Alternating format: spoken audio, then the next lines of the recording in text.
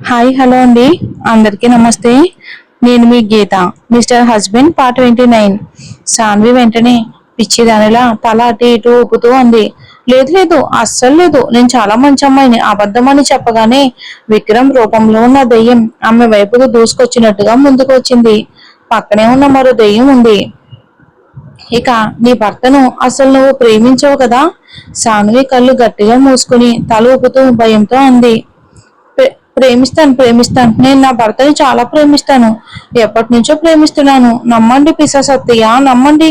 ఆ దెయ్యం వెంటనే అంది. అయితే వెళ్ళు, వెళ్ళి ఇప్పుడే నీ భర్త దగ్గరికి వెళ్ళి అదే విషయం చెప్పు. ఏహేహే, మేము నీ చుట్టూనే ఉంటాం, అన్నీ వింటాం. సాన్వి కళ్ళు మూసుకుని భయంతో వణుకుతూనే ఉంది. కొంతసేపటికి తర్వాత చుట్టూ ఎలాంటి శబ్దం వినిపించకపోవడంతో ఆమె కాస్త ధైర్యం తెచ్చుకుని మెల్లగా కళ్ళు తెరిచింది.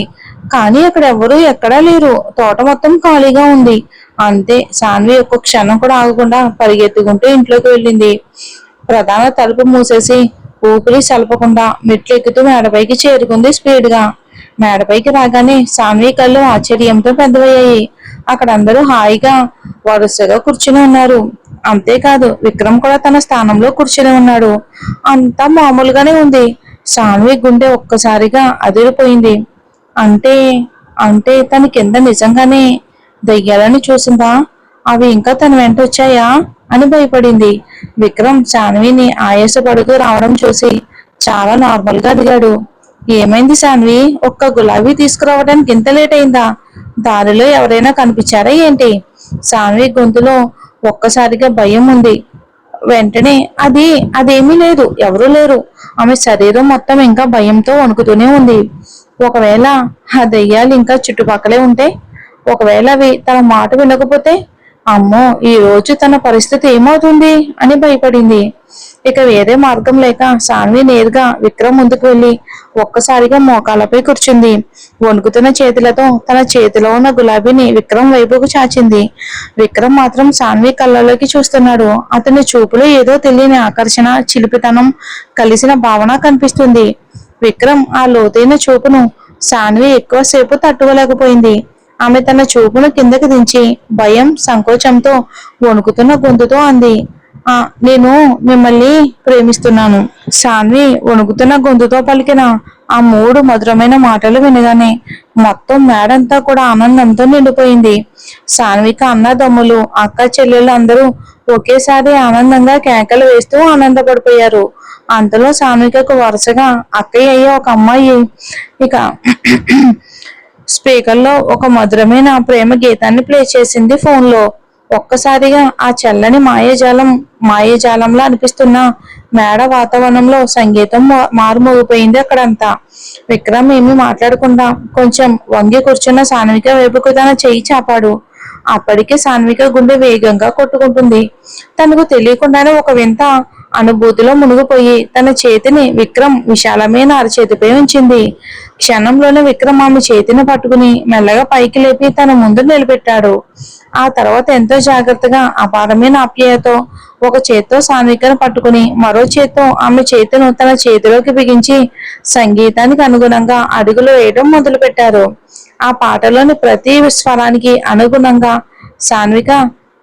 సాన్వికను తన చుట్టూ తిప్పాడు. అలా తిప్పుతూ ఒక దశలో ఆమెను మళ్ళీ తన దగ్గరికి తీసుకుని ఇక డాన్స్ లో భాగంగా మెల్లగా ఉంచాడు. ఆ దృశ్యం చూసిన అందరూ ఆనందంతో కేకలు వేస్తూ చప్పట్లు కొట్టారు.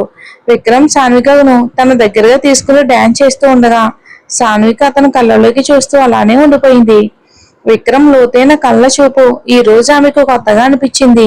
ఆ చూపులో ఏదో తెలియని ఆకర్షణ ఉంది. ఆ క్షణంలో చుట్టూ ఉన్న ప్రపంచాన్ని కూడా మర్చిపోయిన సాన్విక తను ఎప్పుడో ఈ మనిషిని అసహించుకుంటున్న విషయాన్ని కూడా మర్చిపోయింది. సంగీతం అయిపోయిన తర్వాత ఒక వింత అనుభూతిలో మునిగిపోయిన విక్రమ్ సాన్వికను గట్టిగా దగ్గరికి తీసుకున్నాడు. ఆ క్షణం కాలమే ఆగిపోయినట్టుగా అనిపించింది. ఇక మేడ చుట్టూ ఉన్న అందరూ ఆనందంతో చప్పట్లు కొడుతూ ఇక హర్షం వ్యక్తం చేశారు. ఆ చప్పట్ల శబ్దంతో ఒక్కసారిగా సాన్వికకు తన చుట్టూ ఉన్న ప్రపంచం గుర్తొచ్చింది. వెంటనే తేరుకుని విక్రమ్ను వదిలి కొన్ని అడుగులు వెనక్కి వెళ్ళిపోయింది. ఆమె చెవులు ఎర్రబడిపోయాయి సిగ్గుతో. ఇక విక్రమ్ ముఖంలో అయితే మాత్రం ఆ క్షణం దక్కిన ఆనందం స్పష్టంగా కనిపిస్తుంది. అతని మనసులో 1000 సంతోషపు సీతాకోక చిలుకలు ఒకేసారి రెక్కలు ఆడిస్తున్నట్టుగా అనిపించింది. మరుసటి రోజు ఉదయం మధురమైన సూర్యకిరణాలు ముఖాన్ని తాకగానే సాన్విక నిద్ర నుంచి మెల్లగా మేల్కొంది. కళ్ళు తెరిచి చూసిన దృశ్యానికి ఆమె గుండె ఒక్క క్షణం ఆగిపోయినట్లయింది. ఆమె విక్రమ్ విశాలమైన గుండెపై ఉంది. అతన్ని గట్టిగా పట్టుకుని నిద్రపోతుంది. ఆమె చుట్టూ చూసింది. నిన్న రాత్రి జరిగిన వేడుక తర్వాత అక్కడ ఉన్న ప్రతి ఒక్కరూ మేడపై వేసిన పరుపుల మీద అక్కడికక్కడే నిద్రలో ఉన్నారు. నిజానికి నిన్న రాత్రి వారి జంట డాన్స్ తర్వాత అందరూ చాలాసేపు సరదాగా కబుర్లు చెప్పుకుంటూ ఆటలు ఆడుకుంటూ గడిపారు. ఆ తర్వాత భోజనాలు, సరదా సంభాషణతో సమయం గడిచిపోయింది.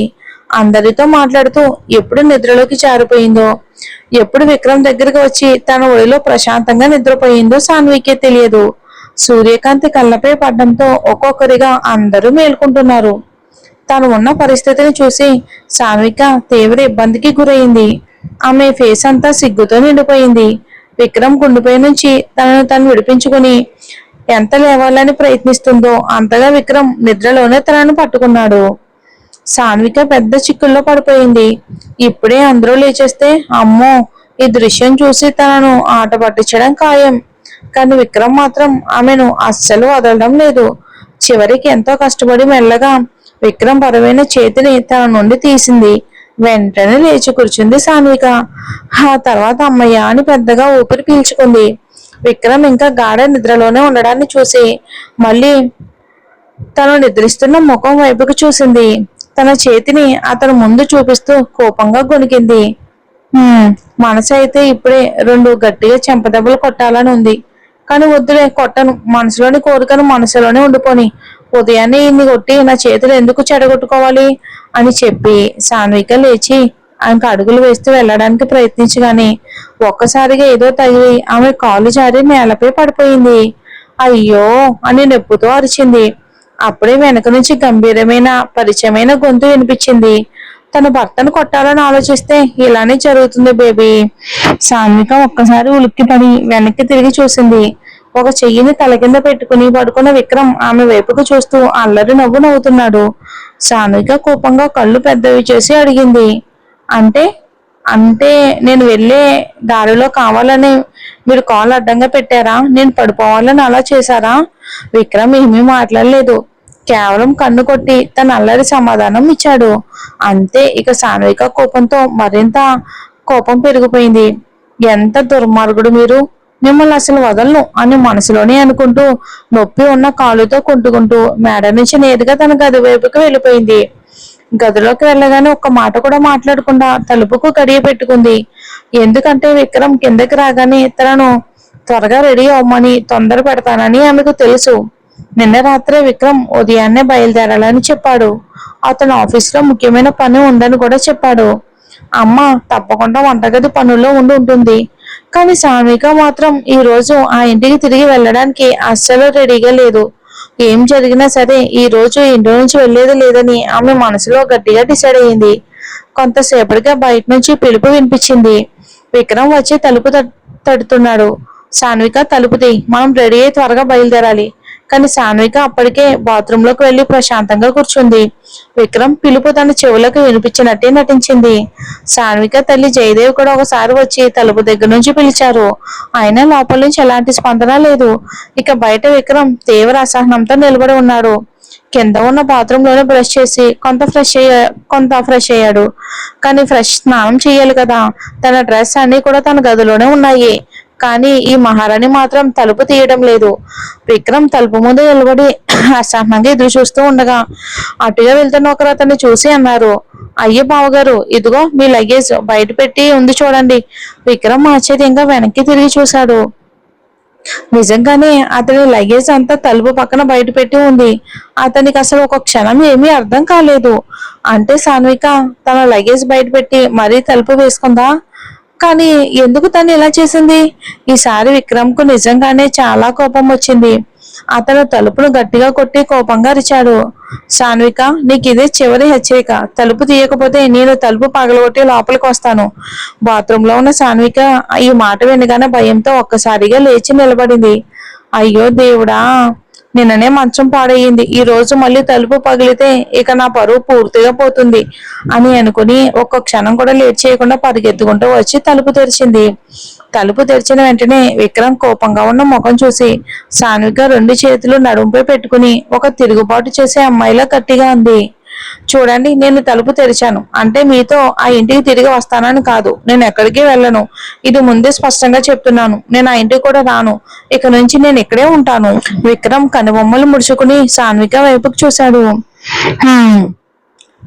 ఈ రోజు ఆమె ధైర్యానికి అసలు హద్దే లేదు.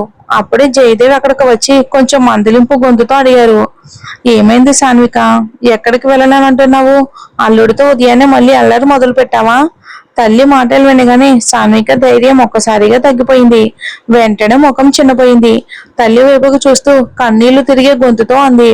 అమ్మా, నేను ఆ ఇంటికి వెళ్ళను. నన్ను వెళ్ళమని అడగొద్దు ప్లీజ్. విక్రమ్ పళ్ళు బిగించి వీలైనంత నెమ్మదిగా గంభీరమైన గొంతుతో అన్నాడు. సాన్విక, సైలెంట్ గా ఉండు. రెడీ అవ్వు, మనం బయలుదేరాలి. ఇప్పటికే చాలా లేట్ అయింది. నేను స్నానం చేసి వస్తాను. అప్పటికి నువ్వు రెడీగా ఉండాలి అని చెప్పి ఇక వాష్రూమ్ లోకి వెళ్ళిపోయాడు. కానీ సాన్విక మాత్రం తన పట్టుదల వదలలేదు. వెంటనే పరిగెత్తుకుంటూ వెళ్లి తన తల్లిని హత్తుకుంది. కన్నీళ్లు పెట్టుకుంటూ పదే పదే ఒకే మాట చెప్తుంది. అమ్మా, నేను ఆ ఇంటికి వెళ్ళను అని. జయదేవి తన కూతురి ఈ చిన్నపిల్లల పట్టుదల చూసి నిస్సహాయంగా చూస్తూ ఉండిపోయారు. తల్లి మనసు కదలకుండా ఎలా ఉంటుంది? కూతురిని దూరంగా పంపడం ఆమెకు కూడా బాధగానే ఉంటుంది. ఆమెకే ఏంటి, ఏ తల్లికైనా బాధగానే ఉంటుంది.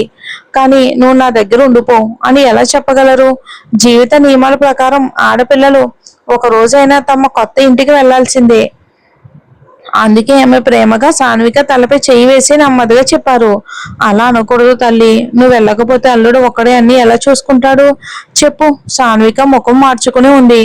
ఇన్నాళ్ళు ఆయన అన్ని ఎలా చూసుకున్నారు? నేను ఆ ఇంటికి వెళ్ళి కేవలం 10 రోజులు మాత్రమే అయ్యింది కదా. జయదేవి నవ్వుతూ కూతురి చెంపను ప్రేమగా తాగారు. నా పిచ్చి పిల్ల, పెళ్లికి ముందు ఉన్న అబ్బాయికి పెళ్లి తర్వాత ఉన్న అబ్బాయికి చాలా తేడా ఉంటుంది తెలుసా? పెళ్లికి ముందు అతను ఒంటరిగా ఉంటాడు. తన పనులు తానే చూసుకుంటాడు. ఇప్పుడు అలా కాదు కదా. తన పనులన్నీ నువ్వే చేసి పెట్టాలి భారీగా. అది నీ బాధ్యత అని అంటుంది. మరి సాన్విక వెళ్తుందో లేదో వచ్చే ఎపిసోడ్ లో చూద్దాం.